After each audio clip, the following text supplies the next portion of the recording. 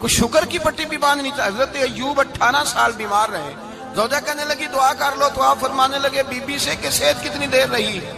اس نے کہا 60 سال. تو آپ فرمانے لگے ذرا بیماری کو بھی 60 سال گزر لینے دو پھر دعا بھی کر لیں. یہ دعا کی اللہ، یہ لفظ کہے اللہ نے صحت دے دی، تندرستی آ گئی. ایک دن گھر میں بیٹھے بیٹھے زوجہ کہنے لگی کہ ایوب یہ بتاؤ دکھ اچھے کہ سکھ؟ آپ فرمانے لگے سارے دن ہی اللہ کے ہیں پر دکھ بڑے اچھے تھے. مجھ سے پوچھو تو دکھ بڑے اچھے تھے. کہا کس طرح؟ تو حضرت ایوب فرمانے لگے جب میں بیمار تھا تو 24 گھنٹے میں ایک دفعہ میرا رب میرا حال پوچھا کرتا تھا. ایک دفعہ میرا اللہ پوچھتا تھا ایوب تیرا حال کیا ہے؟ فرماتے ہیں 12 گھنٹے تو لذت ہی رہتی تھی کہ میرے رب نے میرا حال پوچھ لیا ہے، اور اگلے 12 گھنٹے میں انتظار کرتا تھا مالک حال دوبارہ کب پوچھے گا. فرمانے لگے اب صحت تو ہو گئی ہے پر اب میرا رب میرا حال تو نہیں نہ پوچھتا. بھائی مشکلات جو ہوتی ہیں وہ تو تجھے سجا دیتی ہیں، سوار دیتی ہیں. تجھے یاد آتا ہے کوئی اپنا، جب تجھے درد ہوتی ہے نا، تکلیف ہوتی ہے، پھر تیرا دل کرتا ہے کوئی کندھا ملے جہاں میں سر رکھ کے رہوں. پھر اسی لیے تو کسی درویش سے کسی نے پوچھا تھا اپنا کون ہوتا ہے؟ تو کہا جو تجھے دکھ کے وقت یاد آئے وہ تیرا اپنا ہے. جو تجھے عین آزمائش کے وقت یاد آئے اور تجھے اس کا نمبر فوراً تیرے موبائل پہ چلنے لگے وہ تیرا اپنا سجن ہے جس کو تو دکھ کے وقت یاد کرے. تو بھائی مشکلات کے بعد جو اللہ آسانی دیتا ہے. حضرت ابراہیم کو آگ میں بھی پھینکا گیا، حضرت ابراہیم علیہ السلام کو ستایا بھی گیا، نکالا بھی گیا، لیکن جب ان مشکلات سے گزرے تو میرا رب فرماتا ہے وَإِذِ ابْتَلَىٰ إِبْرَاهِيمَ رَبُّهُ بِكَلِمَاتٍ فَأَتَمَّهُنَّ قَالَ إِنِّي جَاعِلُكَ لِلنَّاسِ إِمَامًا. کہا جب ابراہیم پورے اترے تو پھر ہم نے انہیں امام بنا دیا. یا اللہ کس طرح کی امامت دی؟ فرمایا میں نے اتنی اعلیٰ شان عطا کی ہے کہ اپنے لاڈلے رسول کو جناب ابراہیم کی نسل میں پیدا فرما دیا ہے. میں نے مصطفیٰ کو ان کی نسل میں پیدا کر دیا، قیامت تک کے لیے ان کا وقار بڑھا دیا. اللہم صلی علی محمد وعلی آل محمد کما صلیت علی ابراہیم وعلی آل ابراہیم.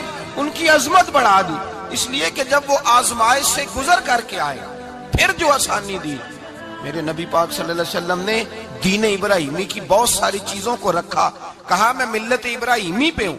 جب کوئی مشکلات کو عبور کر کے آتا ہے، جب کوئی تکلیفیں سہ کر کے آتا ہے، اس کے لیے جو اجر ہوتا ہے، اس کے لیے جو پھر اللہ کتنی ذرا بڑی توجہ کیجئے گا. لوگ سمجھتے ہیں فلاں آدمی مشکل میں ہے تو شاید مشکل میں ہی رہے گا، فلاں آزمائش میں ہے تو شاید میرا اللہ فرماتا ہے ایک مشکل دے کے میں 2 آسانیاں بھی دوں گا. تم مشکل دیکھ رہے ہو، مشکل نہ دیکھو، وہ جو اس کو بعد میں آسانی آنے والی ہے، اور ڈبل جو میں اس پر نعمت کرنے والا ہوں اس کو دیکھو. حضرت یوسف کو بھائیوں نے کنویں میں ڈال دیا تھا، اور جب کنویں سے نکلے تو مصر کے بازاروں میں بکے، اور پھر زلیخا نے الزام لگایا تو حالات بگڑ گئے. حضرت یوسف کو جیل جانا پڑا. کتنی کٹھن زندگی تھی، لیکن میرے مالک کو کچھ اور ہی منظور تھا. کنویں میں گرنے والے، بازار میں بکنے والے، جیل میں جانے والے، الزام لینے والے جناب یوسف کو رب کریم نے اسی مصر کا بادشاہ بنا دیا. اللہ پاک نے اسی مصر کا حکمران بنا دیا. یاری تیری سونا ہے پر ازمیشاں تیریاں اگ.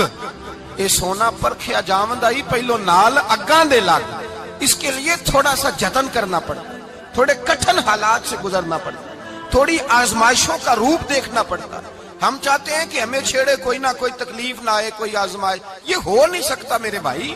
نامی کوئی بغیر مشقت نہیں ہوا. 100 بار جب عقیق کٹا تب جا کر نگی ہوا. ہم چاہتے ہیں کہ ہمیں کچھ بھی دقت نہ آئے، مشکلات نہ آئے.